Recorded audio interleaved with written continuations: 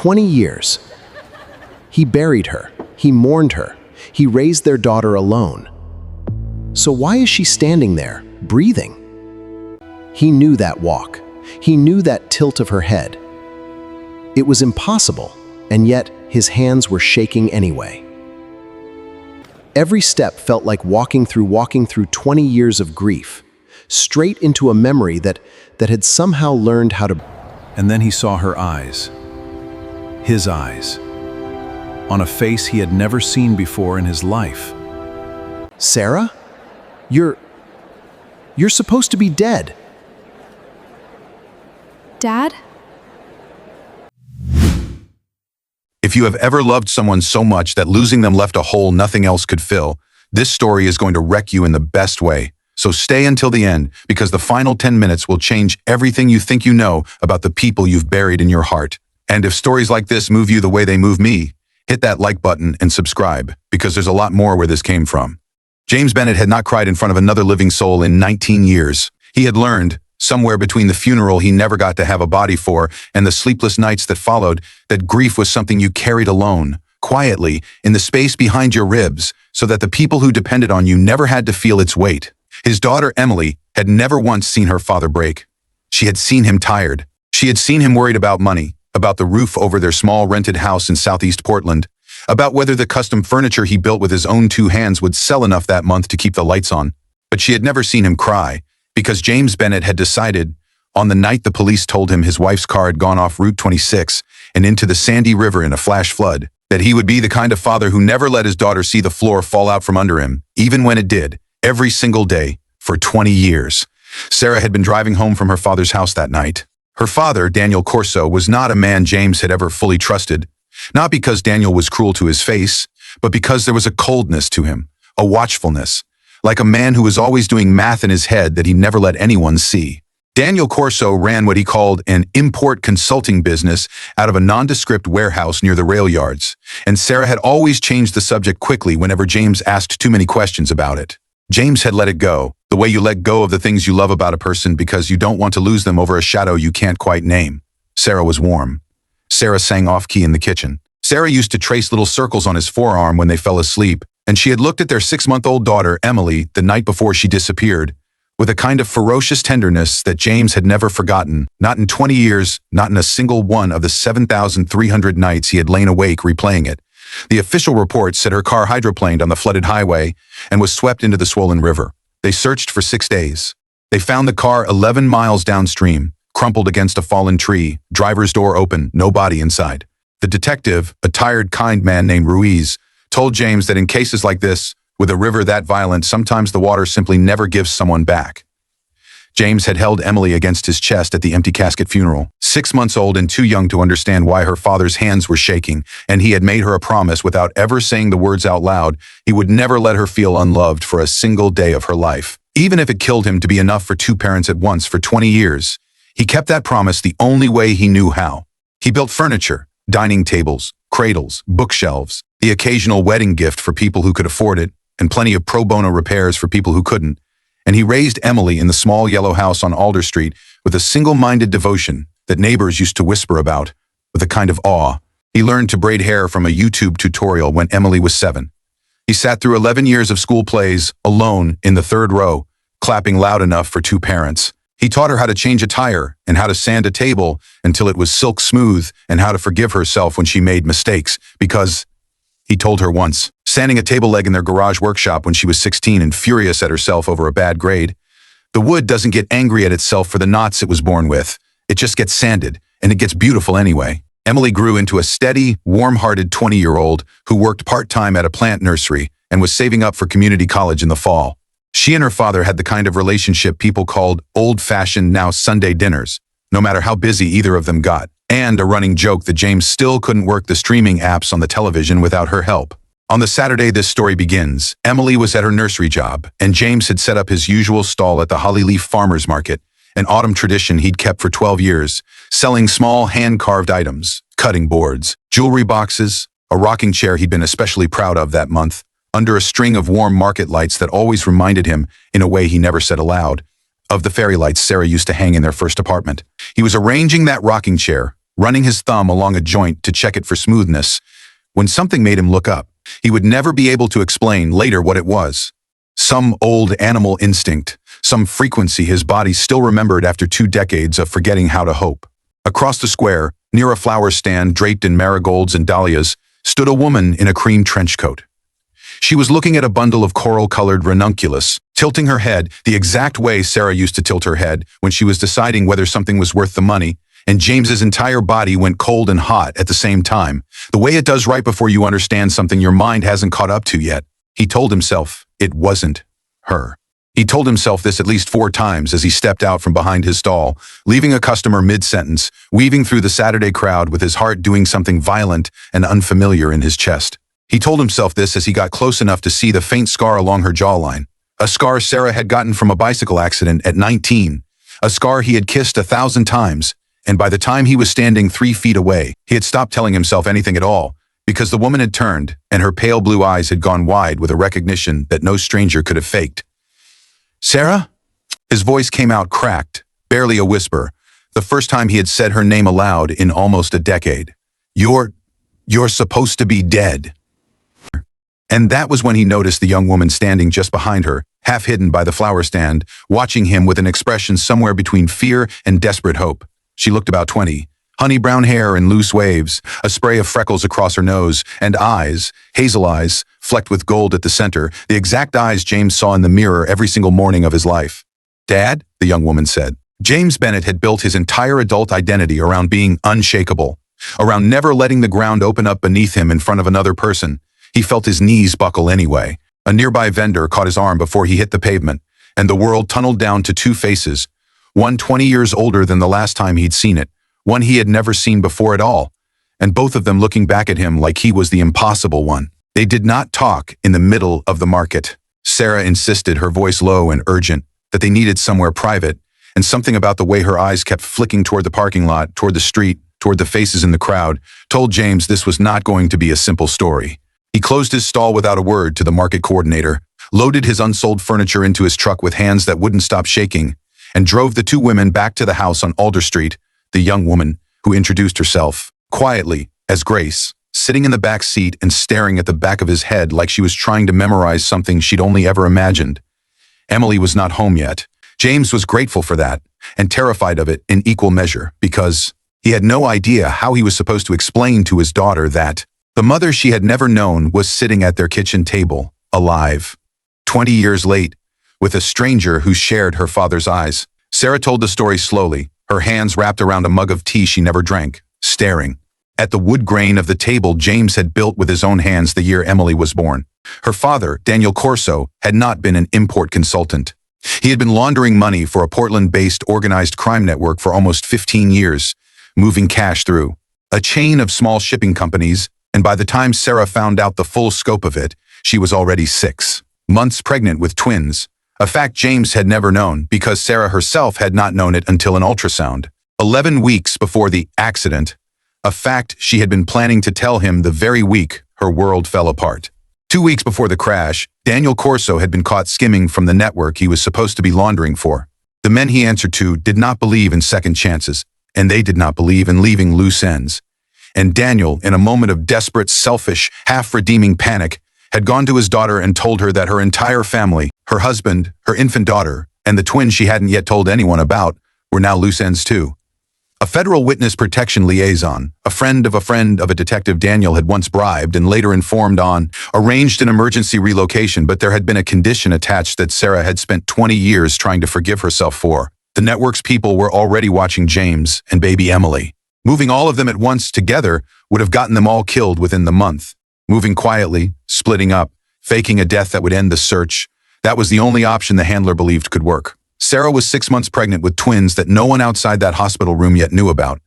She was given an impossible choice inside of 48 hours: stage her death, disappear completely under a new identity with her unborn children, and trust that James, believing himself a widower and Emily fatherless of a mother, would be safe simply because he had nothing left that the network wanted. James would raise Emily. Sarah would disappear and, months later, give birth in hiding to twin girls, one of whom she named Grace.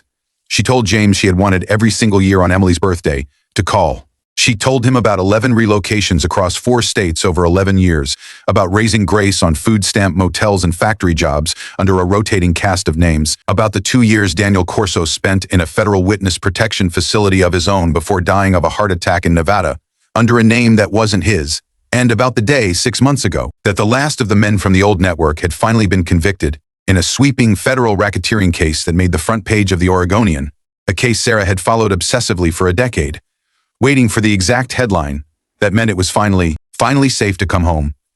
James listened to all of it with his jaw tight and his eyes wet, and when Sarah finally stopped talking, the kitchen was silent except for the hum of the refrigerator and the distant sound of a dog barking somewhere down Alder Street.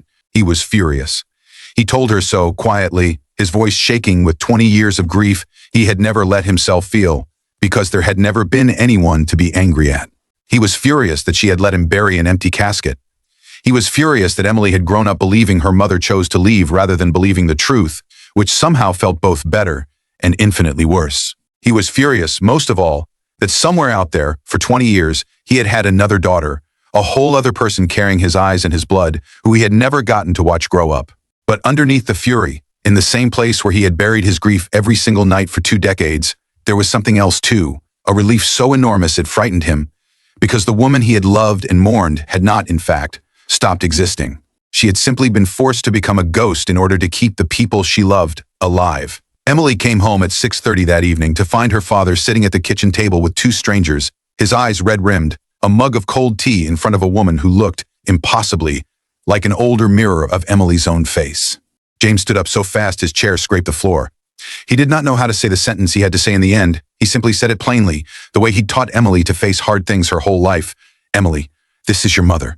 She's alive. And this is Grace, your sister, your twin. What followed was not a clean, easy reunion. Emily's first reaction was not relief, but a raw, wounded anger of her own. 20 years of a specific kind of grief she'd carried without knowing its true shape, and she left the kitchen without a word and did not come back down for 2 hours. Grace, for her part, sat frozen at the table, watching a father she had never met and a sister she hadn't known existed, feeling like an intruder in a life that should have been half hers. It was Sarah, finally, who went upstairs and sat outside Emily's closed bedroom door, not pushing it open, just sitting on the floor of the hallway the way she used to sit outside the nursery door when Emily was a colicky infant, and talked, quietly, through the wood, about the version of Emily she had held for 6 months and never gotten to raise, about the sonogram picture of 2 flickering heartbeats she had kept folded in her wallet for 20 years, worn soft at the creases from being taken out and looked at on nights she couldn't sleep. Emily opened the door an hour later. She did not forgive everything that night. That would take months and a lot of hard, honest conversations at that same kitchen table and at least one screaming argument in the driveway that the neighbors definitely heard, but she let her mother in, and that was the beginning. Grace, meanwhile, found something with James that surprised them both, an ease almost immediately in the workshop out back, where James showed her the way he'd once shown Emily, how to run her hand along a piece of raw walnut to feel where the grain wanted to be cut. Grace had grown up in 11 different towns and had never had a place that felt permanently like home, and something about the smell of sawdust and the low hum of James's voice explaining joinery settled something in her that she didn't have words for yet. Within a month, she was coming to the workshop 3 afternoons a week. Within 3 months, she had made her first cutting board, uneven and a little rough on one edge, and James had hung it on the workshop wall like it was a museum piece, because to him, it was.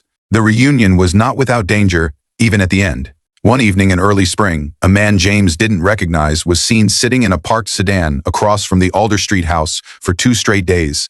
A low-level associate of the now-dissolved network, it turned out a man doing one last favor for an old boss's estranged son who resented that his father's empire had collapsed and wanted, pointlessly, spitefully, to know if the Corso family was really gone for good. Sarah recognized the car from a decade-old memory and called the federal contact who had once relocated her, and within 48 hours the man had been quietly picked up on an outstanding unrelated warrant 3 states over. A strange, anticlimactic ending to 20 years of fear, but the kind of ending real life sometimes gives you, not a dramatic showdown, just paperwork, a phone call, and a slow exhale that took nearly a week to fully arrive. The weeks that followed were stranger than the day itself, in the way that ordinary life is always stranger than the dramatic moment that upends it. There was no dramatic legal reckoning waiting for Sarah. The federal case against Daniel Corso's old network had already run its course years earlier, and the agency that had once relocated her confirmed, quietly, and without ceremony, that her original identity could be restored. But restoring a name on paper did not restore 20 years. There was a death certificate to formally contest, a social security number to reactivate, insurance forms, and a driver's license renewal, and 100 small bureaucratic absurdities that felt to James both mundane and surreal, sitting in a DMV waiting room across from the woman he had buried, watching her fill out a form that asked for her date of legal, presumed death, and feeling a laugh bubble up in his chest that had no business being there, and letting it out anyway, because Sarah laughed too. And it was the first time they had laughed together in 2 decades. Word spread through the small Alder Street neighborhood the way it always does, in careful, hushed conversations over fences and in the checkout line at the corner grocery. Some neighbors were kind about it, bringing over casseroles the way they had after the funeral, all those years ago, as if there were a script for this too, even though there wasn't. A few were less kind, whispering theories that ranged from the mundane to the absurd, and James found to his own surprise that he no longer had the energy to care what any of them thought. He had spent 20 years being talked about as the brave widower, the devoted single father, a story people found admirable precisely because it was sad, and he discovered that he preferred being talked about as the man whose family had, against every reasonable expectation, found its way back to whole. Emily's anger did not disappear after that first night in her bedroom. It simply changed shape, becoming something quieter and more complicated. A grief of her own that she had never been allowed to name because she hadn't known, until now, that there was something to grieve beyond a mother she'd never met. She started seeing a counselor twice a month, something James gently encouraged rather than insisted on, and some Sundays she and Sarah would sit on the back porch for hours, working through 2 decades of missed birthdays, one careful conversation at a time. It was not linear. There were good weeks, and there were weeks where Emily barely spoke to her mother at all, retreating instead to the workshop to sand table legs alongside her father in a silence he understood better than words, because he had spent 20 years fluent in exactly that kind of silence. Grace's relationship with Emily took a different, gentler shape, almost from the start. Where Emily's wound was the absence of a mother she had grown up without, Grace's wound was the absence of a sister and a father she hadn't known to miss until she was standing in front of them. And something about that asymmetry made the 2 young women oddly patient with each other. They discovered, within the first month, that they had the same laugh, an embarrassing, unrestrained honk of a laugh that neither of them had ever heard from anyone but themselves. And the first time they made each other laugh that way, over something as small as a dog wearing a raincoat outside the grocery store, both of them cried afterward, a little, from the strangeness of hearing an echo of yourself that had been missing your whole life. James, for his part, found the hardest adjustment was not forgiving Sarah. That came slower than he expected, in fits and starts, over long nights on the porch where they talked until the streetlights buzzed on and then talked more. But learning how to be a father to Grace without erasing the 20 years someone else's version of fatherhood, however incomplete, had already shaped her around. He was careful never to compete with the memory of the string of apartments and unnamed towns that had raised her, never to suggest that the years he'd missed were somehow more real than the years she'd actually lived. Instead, he did the only thing he knew how to do. He showed up, Tuesday and Thursday afternoons, and every Saturday morning, in the workshop, letting Grace set the pace of how much father she needed and how fast. It turned out to be faster than either of them expected. By the second month, she was calling him Dad without hesitating. And the first time she did it, unprompted, over a shared plate of dinner, James had to excuse himself to the garage for several minutes before he trusted his voice enough to come back inside. Business, strangely, began to grow that winter too. A local news segment about the reunited Bennett family of Alder Street ran on a slow news week, and the modest human interest piece brought a wave of customers to James's small furniture stall who would never have found him otherwise, curious not just about the story but about the craftsmanship behind it. He hired no one, wanting to keep the workshop small and manageable, but Emily's plant nursery friends started referring customers his way, and Grace, it turned out, had a natural eye for design that James had never developed himself, sketching small modifications to his classic designs, a curved armrest here, an inlaid pattern there, that made pieces sell twice as fast. By spring, the man who had spent 2 decades barely keeping the lights on was turning down more custom orders than he was accepting. Not out of greed, but because for the first time in 20 years, he wanted his Saturdays free enough to actually spend them with his family, all 4 of them instead of hunched alone over a workbench until midnight. By the time autumn came around again and the Hollyleaf Farmers Market reopened for its 12th, now 13th season, James Bennett's stall looked different. There were 2 new hands helping him varnish table legs and price-cutting boards.